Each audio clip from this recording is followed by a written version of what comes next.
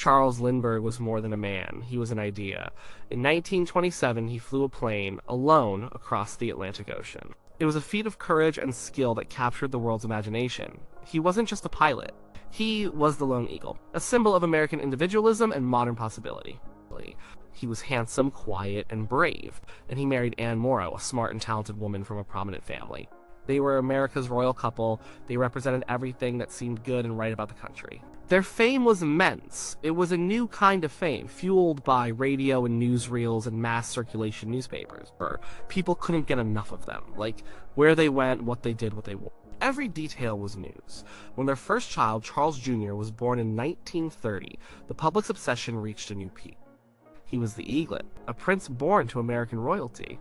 And then, on the night of March 1st, 1932, someone climbed a rickety, homemade ladder to the second-story window of their New Jersey home. They entered the nursery, and they took the baby. The crime was shocking. It was personal. It felt like an attack on America itself. The kidnapping of the Lindbergh baby wasn't just a crime. It was the crime of the century. And the media, the same machine that had built the Lindberghs into legends, turned its full attention to their tragedy. The question that has echoed for decades since is a heavy one. Did that attention help? Or did it turn a desperate investigation into a chaotic circus that in the end may have ruined any chance of a clean, just outcome? The answer isn't simple, but if you look at what happened, at the chaos and the frenzy, it's hard not to see the media's hand in almost every mistake, every wrong turn, and every bit of heartbreak that followed. They didn't just report the story, they became the story.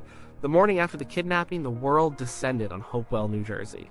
It was a small, quiet town. Suddenly, it was the center of the universe. Reporters, photographers, and newsreel cameramen arrived by the hundreds. They came in cars and on trains. They clogged the muddy country roads. They set up telegraph wires in garages and rented out every available room. The Lindbergh home, Highfields, was a crime scene, but it was treated like a tourist attraction. Police were trying to secure the area, to look for footprints, for clues, for anything. But they were overwhelmed. Journalists and photographers stomped all over the grounds. They picked up things, they moved things. Any hope of preserving a pristine crime scene vanished in the first few hours.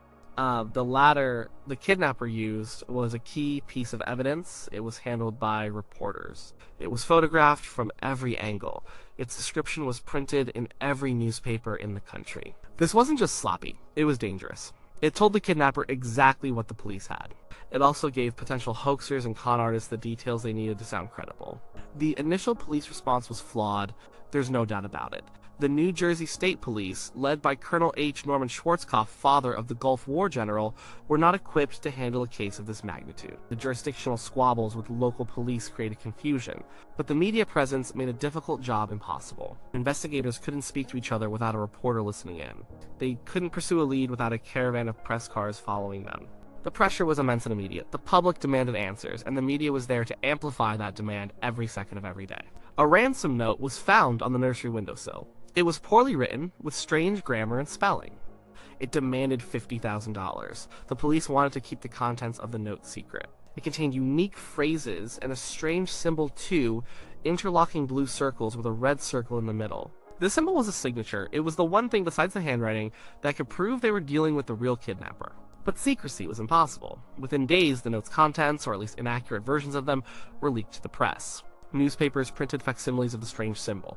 Again, this gave away a crucial piece of investigative intelligence. Now, anyone could copy the symbol. Any crank trying to get a piece of the action could sound like the real deal. And that's exactly what happened.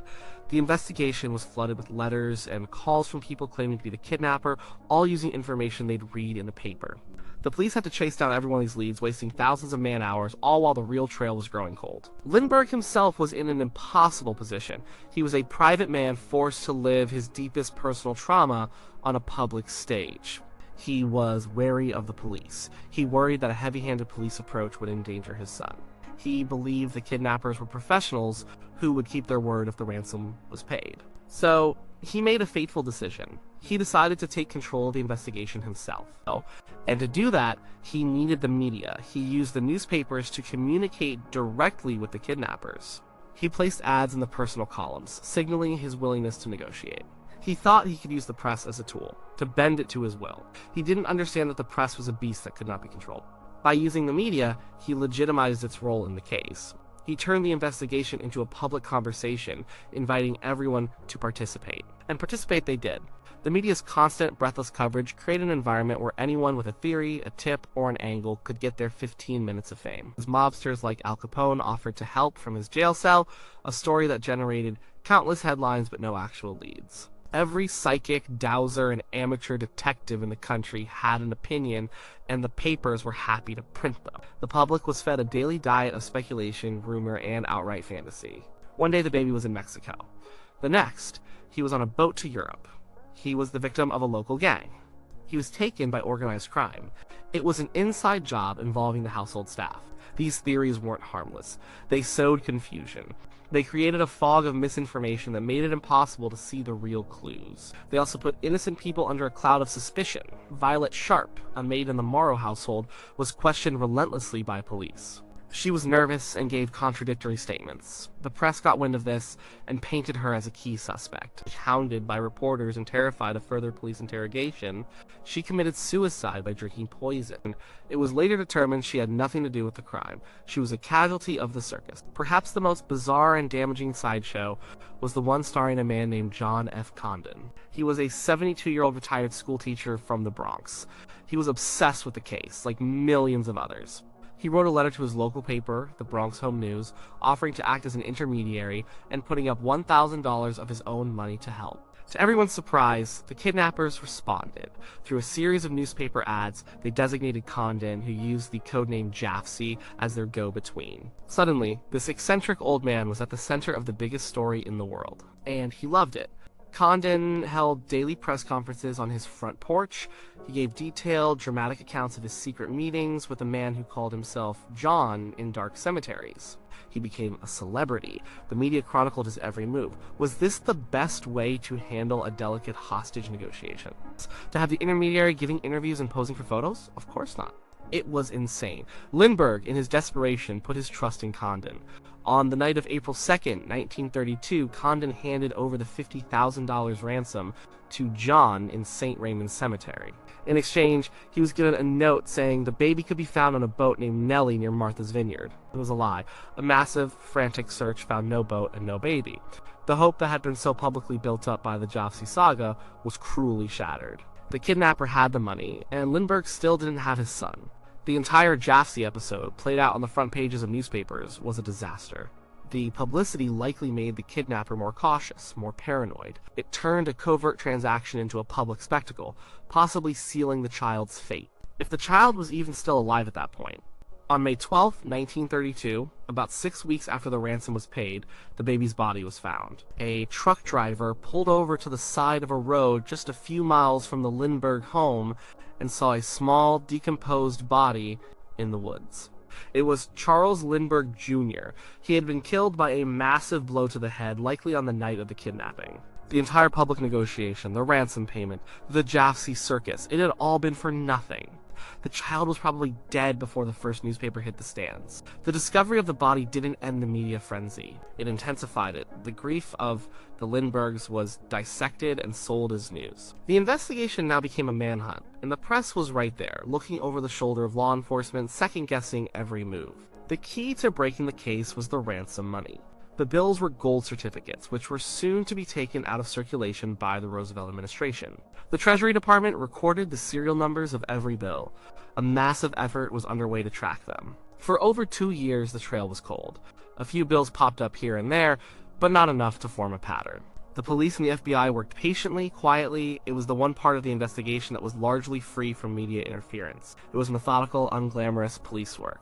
Then, in September 1934, a gas station attendant in New York City received a $10 gold certificate. He was suspicious. As company policy dictated, he wrote down the license plate number of the car on the back of the bill. The bill was one of the Lindbergh ransom notes. The license plate belonged to a German immigrant carpenter named Bruno Richard Hauptmann. When police searched Hauptmann's home, they found a fortune. Over $14,000 of the ransom money was hidden in his garage. They found wood in his attic that matched the wood used to build the ransom ladder. They found Condon's phone number scribbled on a closet door. The handwriting on the ransom notes appeared to match Hauptmann's. The case against him seemed overwhelming. The arrest of Hauptmann set off a media explosion that dwarfed everything that had come before. The investigation was over. The show was about to begin, and the trial of Bruno Hauptmann would become the ultimate example of how media sensationalism can overwhelm the American justice system. The trial was held in Flemington, New Jersey, a small county seat. For the duration of the trial in early 1935, Flemington was transformed. It was less a legal proceeding and more of a carnival. The town was flooded with 700 reporters, telegraph operators, and radio broadcasters. Famous writers like Walter Winchell and Damon Runyon were there to cover it. Hotels were booked solid. People sold souvenirs on the street. You could buy miniature ransom ladders and photographs of the baby's corpse. It was grotesque. The courtroom itself was the main stage. The judge, Thomas Trenchard, struggled to maintain order. The room was packed with reporters. Wires for telegraphs and telephones snaked across the floor. Against the rules, photographers snuck in small cameras and snapped pictures during testimony. Newsreel cameras were set up, and for the first time in American history, a major trial was filmed. The whole world was watching, not as a civics lesson, but as entertainment. This atmosphere had a profound effect on the trial. Witnesses became performers. They knew their testimony was being broadcast and printed across the globe. Some seemed to relish the spotlight. John Condon, the star Jaffe, gave dramatic, self-aggrandizing testimony that was often more about his own role than about the facts. The lawyers played to the crowd, and the press, their summations, filled with soaring rhetoric designed for headlines. The pressure on the jury was unimaginable. They were not sequestered for the entire trial. They went home on weekends. It's impossible to believe they weren't exposed to the relentless, biased media coverage that portrayed Hauptmann as a monstrous, cold-blooded killer. Even inside the courtroom, they could feel the weight of public expectation. They weren't just deciding the fate of one man. They were delivering the finale to the crime of the century. And the public, whipped into a frenzy by the press, expected only one verdict. Was Hauptmann guilty? The evidence against him was strong. The money, the wood, the handwriting. But there were also troubling questions. Hauptmann claimed the money was left with him by a friend, Isidor Fisch, who had since died in Germany. It sounded like a flimsy story, but Fisch was a real person, and he was a shady character. The police work was also criticized. Some evidence, like the scribbled phone number, seemed to appear under convenient circumstances. Eyewitness testimony was shaky. One elderly, partially blind man identified Hauptmann as the man he saw near the Lindbergh estate, an identification he was unable to make until after Hauptmann's picture was plastered on every newspaper. A fair trial is supposed to take place in a calm, impartial setting, where evidence is weighed carefully and a defendant is presumed innocent. The Hauptmann's trial was the opposite of that. It was a chaotic spectacle driven by emotion and public outrage, fanned by the media. The noise was so loud it was impossible to hear the whispers of doubt. The media had already convicted him. The trial was just a formality. The jury found him guilty. He was sentenced to death. And he maintained his innocence to the very end. On April 3rd, 1936, Bruno Hauptmann was executed in the electric chair. The circus was finally over. So, did the media ruin the investigation? Let's be clear. The media didn't kidnap the baby. They didn't murder him. They didn't build the ladder or write the ransom note. Bruno Hauptmann, or someone else, did that, and the police and Lindbergh himself made their own mistakes. The police contaminated the crime scene early on. Lindbergh's decision to negotiate publicly through a character like Jaffe was a catastrophic error in judgment born of a father's desperation. But the media was the great multiplier of every mistake. They took a flawed investigation and made it a chaotic one. They took a desperate father's hope and turned it into a public soap opera. They took a flawed defendant and, before the first piece of evidence was presented, convinced the entire country he was a monster. They ruined the integrity of the process. They did this in several key ways. First, they destroyed the concept of a secure crime scene and confidential information. By publishing every clue, real or imagined, they armed the perpetrator and unleashed a flood of false leads that drowned the police in useless work. Second, they created a platform for grifters, con artists, and fame seekers. The Jaffe affair was a direct result of this.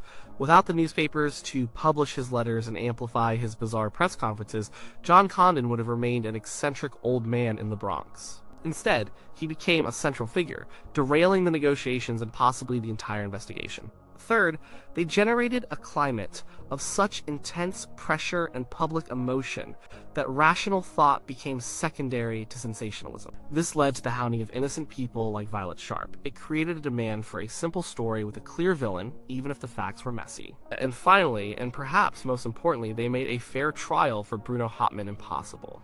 The pre-trial publicity was overwhelming.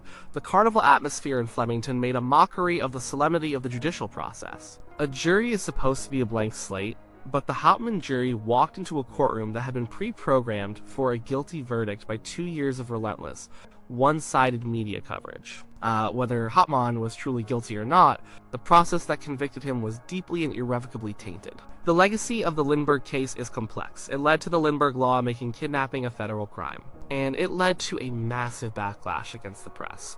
The American Bar Association, horrified by the spectacle in Flemington, passed Canon 35, a rule that recommended banning cameras and broadcasting from courtrooms. For decades, the judiciary put up a wall to keep the media circus out. The Lindbergh Baby case was a perfect storm. It involved the most famous man in the world, a heartbreaking crime, and a media industry that was just discovering its immense power. The press didn't solve the crime. The patient, unglamorous work of tracing the ransom money did that. The press was not a partner to justice. It was a parasite on a tragedy. They didn't ruin the investigation in the sense of preventing an arrest. An arrest was made. A conviction was secured. An execution was carried out. But they ruined the dignity of it, they ruined the purity of it, they took a family's unimaginable pain and sold it as a commodity piece by piece, headline by headline. They showed the world that the search for justice could be upstaged by the hunger for a good story. And in doing so, they created a circus, and in a circus, the only thing that matters is the show. Justice is just another act.